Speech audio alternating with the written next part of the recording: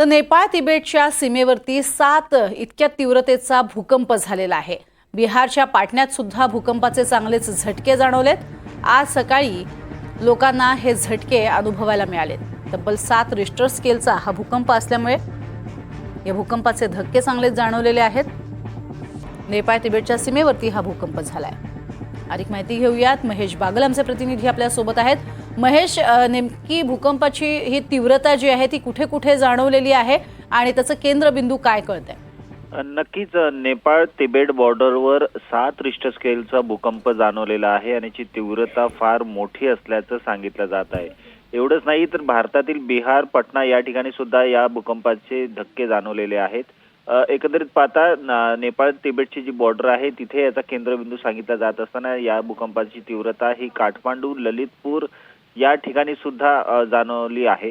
आता पर्यंत या भूकंपामध्ये किती प्रमाणात हानी झालेली आहे किंवा किती नुकसान झालेलं आहे याचे तपशील अद्याप आलेले नाहीयेत। मात्र हा 7 रिश्टर स्केलचा भूकंप असल्यामुळे याची तीव्रता अधिक आहे आणि काही वेळातच पुढचे अपडेट या संदर्भातले आपल्याला मिळतील।